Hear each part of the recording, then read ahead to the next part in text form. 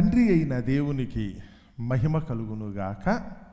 ప్రభువైన యేసుక్రీస్తు నామములో చేరువచ్చిన మీ అందరికీ నా హృదయపూర్వక వందనాలు తెలియజేస్తున్నాను. నేటి పాఠ్యాంశముగా అపోస్తలుడైన పౌలు రోమియోలకు రాసిన పత్రిక 12వ అధ్యాయము మొదటి వచనం నుంచి కొన్ని వచనాలు నేను చదువుతున్నాను. రోమియోలకు రాసిన పత్రిక 12వ అధ్యాయము మొదటి వచనం నుంచి కొన్ని వచనాలు చదువుతున్నాను. కాబట్టి సహోదరులారా, పరిశుద్ధమును దేవునికి అనుకూలమునైన సజీవ యాగముగా మీ శరీరములను ఆయనకు సమర్పించుకొనుడని దేవుని వాత్సల్యమును బట్టి మిమ్మును బతిమాలుకొనుచున్నాను. ఇట్టి సేవ మీకు యుక్తమైనది. మీరు ఈ లోక మర్యాదను అనుసరింపక ఉత్తమమును అనుకూలమును సంపూర్ణమనయున్న దేవుని చిత్తమేదో పరీక్షించి తెలుసుకున్నట్లు మీ మనస్సు మారి నూతన మగుట వలన రూపాంతరము పొందుడి. దేవుడు తన పరిశుద్ధ వాక్యమును మన వినికిడిలో దీవించి ఆశీర్వదించునుగాక. ఆమేన్. మరి చదవబడిన ఈ మాట అపోస్తలుడైన పౌలు మరి రోమా పట్టణములో ఉన్న సంఘమును ఉద్దేశించి వ్రాసిన మాట. ఇప్పటికి 2000 సంవత్సరాల క్రితం మరి ఈ మాటనైతే కనుక పౌలు గారు రాశారు. ప్రభువైన యేసుక్రీస్తు వారి యొక్క సిలువ త్యాగాన్ని జ్ఞాపకం చేసుకుంటూ మరి ఈ రోజు నుంచి ప్రపంచమంతా కూడా దాదాపు ఒక 47 రోజులు యేసుక్రీస్తు యొక్క శ్రమలను శోధనలను జ్ఞాపకం చేసుకుంటూ 40 రోజులు, తర్వాత యేసుక్రీస్తు యొక్క మరణాన్ని జ్ఞాపకం చేసుకుంటూ మరొక 7 రోజులు కార్యక్రమాన్ని అయితే కనుక నిర్వహించబోతున్నాం. అది ఈ రోజు నుంచి ప్రారంభమవుతుంది. ఇది జరుగుతుంది అంటే ఈరోజు మనం జ్ఞాపకం చేసుకున్నాం అనుకుంటే గడిచిన కాలంలో జరిగిన సంఘటన. ఇప్పటికి 2000 సంవత్సరాల క్రితమే యేసు ప్రభువారు ఈ లోకంలో ఆ గొప్ప త్యాగాన్ని చేసి వెళ్ళిపోయిన తర్వాత పౌలు గారి సువార్త ప్రకటిస్తూ చివరికి ఆనాటి ప్రపంచ కేంద్రం, ప్రపంచాన్ని అంతటినీ పరిపాలించిన కేంద్రం రోమా పట్టణం. ఆ రోజు ఒకవేళ కనుక ఈ దేశం మన భారతదేశం దగ్గరికి వచ్చినప్పుడు కూడా ఆ రోమియోల యొక్క పాలనలో ఉన్నది. 2000 సంవత్సరాల క్రితం వారే మనల్ని అయితే కనుక పరిపాలించారు. ఆ పరిపాలన కాలంలో ఉన్నప్పుడు అక్కడున్న వాళ్ళు హెడ్ క్వార్టర్స్లో ఎవరైతే ఉన్నారో ఆ రాచరిక కేంద్రం అని ఎక్కడే ఉన్నదో ఆ రాజు ఉన్న స్థలంలో ఉన్న సంఘాన్ని ఉద్దేశించి ఈ పత్రికనైతే రాస్తారు. ఆ రోజు దేశాన్ని పరిపాలించే రాజు, దేశం కాదు, ఆ రోజు ప్రపంచాన్ని పరిపాలించే రాజు రోమన్ చక్రవర్తులు అంటారు, సీజర్ చక్రవర్తులు అంటారు. ఆ సీజర్ చక్రవర్తుల యొక్క ఏలుబడిలో ఆ సీజర్ చక్రవర్తిని దేవుడిగా భావించే రోజులు. గడిచిన కాలంలో ఇప్పటికి కూడా మన దేశంలో కూడా దేశాన్ని పరిపాలించే రాజులే మనకి దేవుళ్ళుగా ఉంటారు. ఇప్పటికీ కూడా అయితే కనుక ఆ క్రమాన్నే మన వాళ్ళు కూడా అనుసరిస్తున్నారు. గడిచిన కాలంలో దేశాన్ని పరిపాలించే రాజే దేవుడు. ఎందుకంటే ఆయన పాలనలో మనం ఉన్నాము కనుక ఆ రాజు యొక్క మనం ప్రాపకం కనుక సంపాదిస్తే మనకు మేలు కలుగుతున్న ఉద్దేశంతో పరిపాలించే రాజుల్ని దేవుడిగా భావించే పరిస్థితి ఆ రోజు ఉండేది. ఆ కాలంలో ఒకదే సీజర్ చక్రవర్తి అయితే కనుక వాళ్ళు ప్రవేశపెట్టిన విధానం అలాంటిది.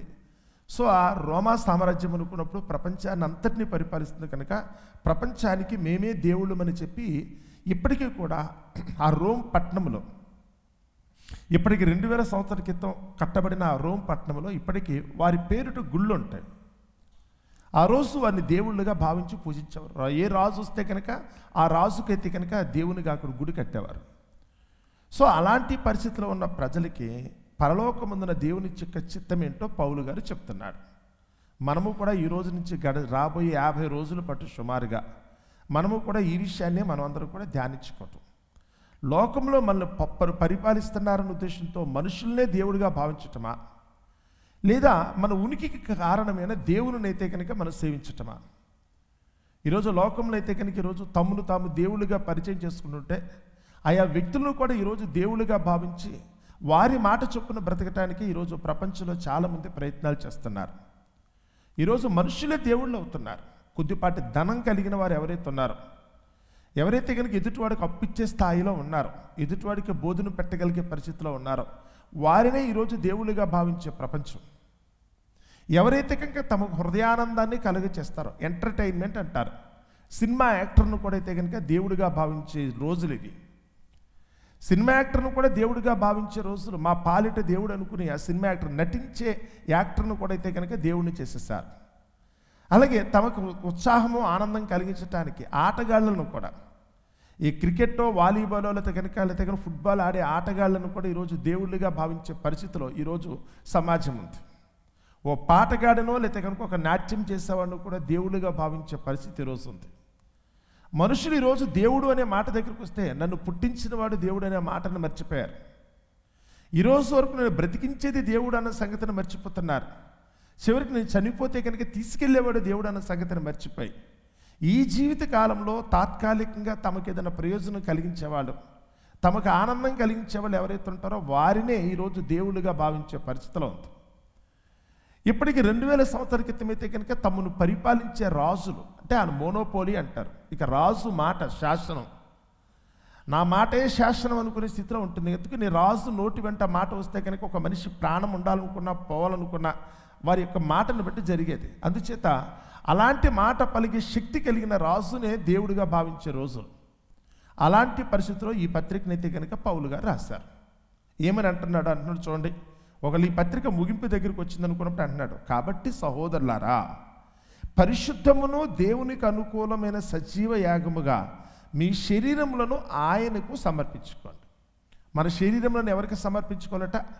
ఈరోజు రక్తాన్ని ఇచ్చేసేవాళ్ళు ఉన్నారు, కళ్ళు ఇచ్చేసేవాళ్ళు ఉన్నారు. ఎందుకంటే తమ అభిమానించే నాయకుల కొరకో లేకపోతే అభిమానించే సినిమా యాక్టర్ల కొరకో వాళ్ళు చెప్పారే కదా అన్న ఉద్దేశంతో రక్తదానం చేసేవాళ్ళు, నేత్రదానం చేసేవాళ్ళు, తమ దగ్గర డబ్బును దానం చేసేవాళ్ళు, తమ జీవితాన్ని కూడా దానం చేసి ఆయా వ్యక్తుల చుట్టూ తిరిగేవాళ్ళు ఈరోజు లోకంలో చాలామంది ఉన్నారు.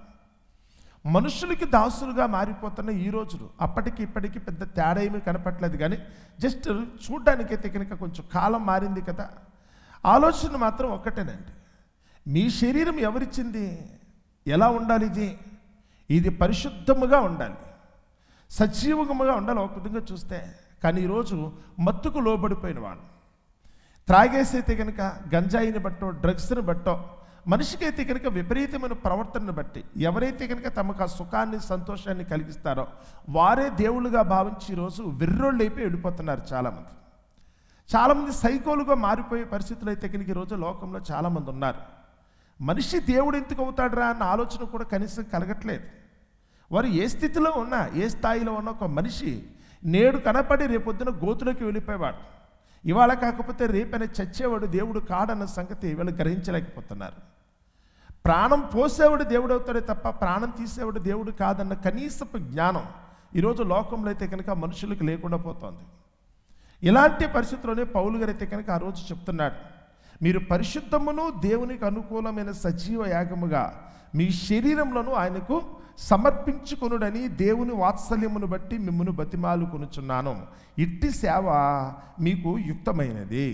ప్రభువైన యేసుక్రీస్తు వారు ఈ లోకానికి వచ్చి ఆ రోజుల్లోనే అప్పటికే మనుషులందరూ కూడా యవ్వన ప్రాయం అనుకుంటే కనుక కనీసం సుమారుగా అయితే కనుక 30 సంవత్సరాలు 40 సంవత్సరాల వయసులో ఉన్న టైము. మనిషి బ్రతికేది సుమారుగా 120 సంవత్సరాల కాలం బ్రతికే ఆ రోజుల్లోనే యేసు ప్రభువు వారు కేవలం 30 సంవత్సరాలకే దేవునికి చిత్తాన్ని నెరవేర్చడం కోసం ఆయన దాదాపు 3.5 సంవత్సరాల పాటు అయితే కనుక ఈ లోకంలో ఉండి దేవునికైతే కనుక తన్ను తాను అప్పగించుకున్నవాడిగా ఉన్నాడు.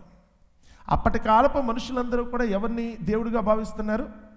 ఆ దేశాన్ని పరిపాలించే రాజు దేవుడు అనుకుని చెప్పి రాజుకు లోబడి బ్రతుకుతున్న రోజుల్లో యేసు ప్రభు వారైతే కనుక లోకంలో ఉన్న మనిషికి కాదు కానీ దేవునికి లోబడాలన్న ఉద్దేశంతో దేవునికి లోబడి ఆయన జీవించాడు. అందరూనేమో రాజును పొగడమని చెప్తుంటే, రాజును కీర్తించమని చెప్తుంటే యేసు ప్రభు అయితే కనుక దేవుని మాత్రమే కీర్తించాలి తప్ప రాజును కాదు అన్నాడే. యేసు ప్రభు ఎందుకు చనిపోయాడో తెలుసా? యేసు ప్రభు ఆనాటి వారి చేత ఎందుకు చంపబడ్డాడు అనుకుంటే కనుక ఆయన మర్డర్ చేస్తావు, మానభంగం చేస్తావు, దొంగతనం చేస్తే కాదండి. ఆయన మీద మోపబడిన నేరం ఏంటంటే కనుక రాజద్రోహం. ఏంటా రాజద్రోహం? మమ్మల్ని పరిపాలించే పాలకులు దేవుడు, వాళ్ళు ఏది చెప్తే అది రైట్. దేవుడు కనుక ఒకళ్ళ మాట చెప్తే ఈరోజు ఎలాగైతే కనుక దైవ శాస్త్రం అని ఈరోజు మనం పాటిస్తున్నామో, కొంతమంది, అందరూ కాదండి, దేవుని శాస్త్రం అని ఈరోజు ఎవరైతే కనుక ఒకళ్ళ దైవ భీతి కలిగిన వారు పాటిస్తున్నారో, లోకాన్ని నమ్ముకున్న వాళ్ళైతే కనుక దేశాన్ని పరిపాలించే రాజు చెప్తే కనుక అదే శాసనం. అంటే దేవుని మాటకు పోటీ ఎవరు అంటే కనుక రాజు చెప్పింది పాటిస్తావా, దేవుడు చెప్పింది పాటిస్తావా అనేది ఆ రోజు యేసు ప్రభు ముందు పెట్టబడిన అంశమండి. ఆనాడు విశ్వాసులు ఎవరైతే ఉన్నారో కంటికి కనపడని దేవుడు ఎక్కడున్నాడు అని అడిగారు వాళ్ళు. అప్పుడు వారేమన్నారు తెలుసా? ఇది విశ్వాసం. దేవుడు కంటికి కనపడ్డం. ఎందుకంటే కనపడే రోజు ఒకటి వస్తుంది. మారుమూలుగా అయితే కనుక సాధారణమైన శరీరంతో మన దేవుణ్ణి చూడలేం.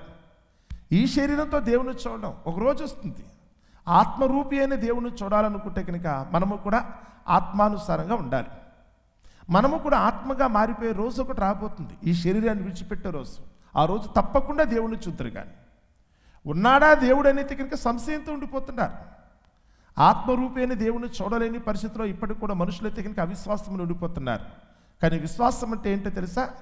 విశ్వాసం అన్నది నిరీక్షించు వాటి యొక్క నిజస్వరూపమును అదృశ్యమైనవి ఉన్నవనుటకు రుజువు. ఇగో ఈ స్థలమందు దేవుడు ఉన్నాడు, ఇది విశ్వాసం. ఈ స్థలమందు పరిశుద్ధాత్మను సంచరిస్తున్నాడు, ఇది విశ్వాసం. ఈ విశ్వాసం ఎవరైతే ఉన్నదో లోకంలో ఉన్న మనుషులకి, భౌతికమైన మనుషులకైతే కనుక ఇది అర్థం కాదు. ఈ ప్రకృతి సంబంధమైన మనుషులకైతే కనుక ఇది అర్థం కాదు. ఎక్కడున్నాడే దేవుడు అని వాళ్ళు ఎదురు తిరిగి అడుగుతారు. కాబట్టి కంటికి కనపడే రాజే దేవుడు. ఎదురుగా ఉన్న పతియే భర్త. ఎవరైతే ఉన్నారో వారే దైవం. ఎవరైతే కనుక గురువు గారు ఉన్నారో వారే దైవం అని భావించే రోజులు ఇవి. లోకంలో ఉన్న మనుషులైతే కనుక ఎలాగా కంటి కనపడి ఎవరైతే నాకు మేలు చేస్తారో వారే దేవుళ్ళు. కనపడిన దేవునితో నాకేంటి పని అనుకునే రోజులో విశ్వాసం అంటే ఏంటో, ఆ పరలోకంలో దేవుని యొక్క శక్తి సామర్థ్యాలు ఏంటో నిరూపించడం కోసమే యేసు ప్రభువు ఈ లోకానికి వచ్చారు. నేను చెప్పిన మాట వింటావా, దేవుడు చెప్పిన మాట వింటావంటే యేసు ప్రభు నిర్ద్వందంగా తిరస్కరించాడు. అక్కడ పిలాతు అడుగుతున్నాడు, నువ్వు రాజద్రోహం కేసు కింద అరెస్ట్ అయ్యావు, రాజును కాదంటున్నావు, నువ్వు దైవద్రోహంతో సమానం రాజద్రోహం అంటే. కాబట్టి నేను చంపే పరిస్థితి వస్తుంది, నా మాట విని నువ్వు క్షమాపణ కోరుకో అన్నట్టుగా పిలాతు మాట్లాడాడు. నేను ఏ తప్పు చేయలేదని నువ్వు నన్ను అడిగినట్లయితే కనుక నీకు సహాయం చేస్తానని అయితే కనుక పిలాతు అంటున్నాడు. ఆ సమయంలో యేసు ప్రభు అయితే కనుక ఒకటే చెప్పాడు, పైనుండి నీకు ఇయ్యబడితేనే తప్ప నా మీద నీకు ఏ అధికారం ఉండదు. ఈరోజు నేను ఇక్కడ నిలబడాలని నిర్ణయించింది దేవుడు. నేను ఈ సమయంలో ఇక్కడ ఉండాలని కోరుకున్నది దేవుడు కనుక నీ ముందు నేను నిలబడ్డాను. ఆయన నిలబడమన్నాడు కనుక నేను వచ్చాను. కానీ నువ్వు బలవంతంగా తీసుకొచ్చినంత మాత్రం వచ్చి ఇక్కడ కాదు కదా, కాబట్టి నేను దేవునికే లోబడతాను అన్నాడు. ఇదేనండి ఈరోజు విశ్వాసులకి అవిశ్వాసులకి మధ్య ఉన్న పోరాటం. లోకానికి దేవునికి మధ్య ఉన్న పోరాటం ఇదే. నువ్వు ఎవరి మాట చొప్పున జీవిస్తావు, ఎవరి ఆజ్ఞానుసారంగా నువ్వైతే కనుక బ్రతుకుతావు. లోకంలో ఈరోజు నువ్వు జీవిస్తున్న జీవితం దేవునికి అనుకూలంగానా లేకపోతే లోకానికి ఇష్టంగానా? లోకమైతే కనుక దాన్ని పరిపాలించే పాలకులు ఉంటారు, దానికి అధికారులు ఉంటారు. ఆ లోకాన్ని పరిపాలించడానికి తగిన సాధన సంపత్తి కోసం నిన్ను ఒక బానిసగా వాడుకుంటారు. నువ్వు కష్టపడి పనిచేసి డబ్బు సంపాదించి అందులో ఉన్న డబ్బును తీసుకెళ్ళైతే కనుక ప్రభుత్వానికి పన్ను కడితే ఆ పన్నులను బట్టయితే కనుక ప్రభుత్వాలు దాన్ని పరిపాలించే పెద్దలు బతుకుతారు. వాళ్ళు బ్రతకాలనుకుంటే నువ్వు కష్టపడాలి.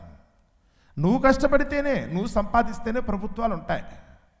రాజులు మనగలుగుతారు, వాళ్ళ నెత్తి మీద కిరీటాలు వచ్చేది నీ కష్టాన్ని బట్టే. ఎవరైతే శ్రామికులుగా ఉన్నారో, ఎవరైతే బానిసలుగా బ్రతుకుతున్నారో, ఈరోజు కష్టజీవులు ఎవరైతే ఉన్నారో వారి మీద వాళ్ళు సవారీ చేసే పరిస్థితి వస్తుంది.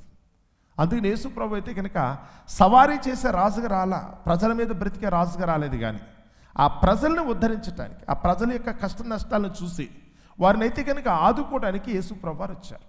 అందుకనే లోకంలో ఉన్న రాజుకి యేసు ప్రభుకు ఉన్న డిఫరెన్స్ అదే. యేసు ప్రభుని దేవుడు రాజుగా ఎన్నిక చేశాడు. లోకంలో ఉన్న ప్రజల్ని మనుషులే రాజులుగా ఎన్నిక చేసుకుంటారు. మనం ఎన్నిక చేసుకున్న రాజులు అంటే మన పాలకులు ఎవరైతే ఉన్నారో వారు మనల దగ్గర నుంచి మనం ఒడిసి పట్టుకుని వాళ్ళైతే కనుక సంపాదన చేసుకుంటారు. వాళ్ళ ఇన్కమ్ సోర్స్ ఏంటంటే కనుక ప్రజలే. వారి దగ్గర తీసుకుని వాళ్ళు సుఖభోగాలు అనిపిస్తారు పాలకులు అనుకున్న వాళ్ళు.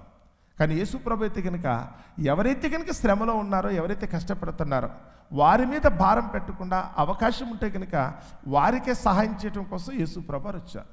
ఇద్దరికి ఉన్న వ్యత్యాసం ఇదే. ఈ రెండింటి మధ్యన జరిగిన పోరాటంలోనే యేసు ప్రభు అయితే కనుక ఆ రోజు చంపేస్తారు. ఈ రెండింటి మధ్యన జరిగిన పోరాటాన్ని బట్టి ఆ రోజు యేసు ప్రభు అయితే కనుక చనిపోయేదండి.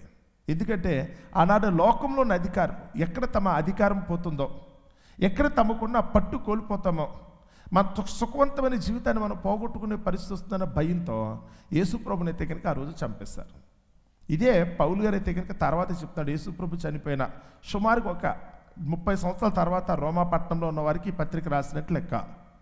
ఆయన అంటున్నాడు, యేసు ప్రభు చేసిన ఆ త్యాగం మీకు అదే అర్థం కావాలి. మీరైతే కనుక రాజు కోసం బ్రతుకుతారా?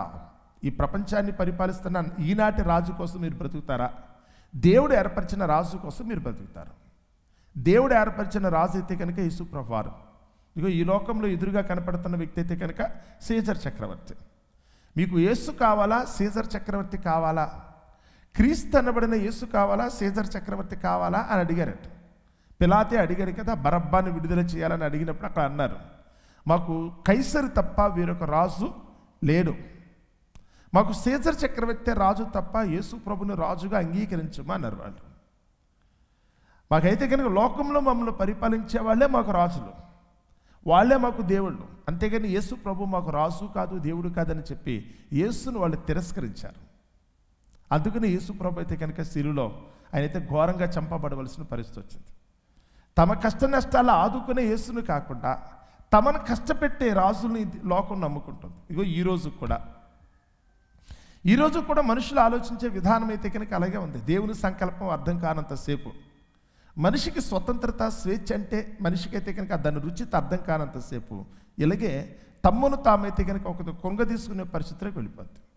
అందుకని ఇక్కడ అంటున్నాడు, మీరు లోక మర్యాదను అనుసరించక, చూడండి 2వ వచనం చదువుతున్నప్పుడు 12వ అధ్యాయం 2వ వచనం, మీరు ఈ లోక మర్యాదను అనుసరింపక ఉత్తమమును అనుకూలమును సంపూర్ణమనయున్న దేవుని చిత్తమేదో పరీక్షించి తెలుసుకున్నట్లు మీ మనస్సు మారి నూతన మగుట వలన మీరు రూపాంతరము పొందండి. నన్ను పరిపాలించేది ఈ లోకంలో నాయకులైతే నా జీవితం ఎలాగే ఉంటుంది.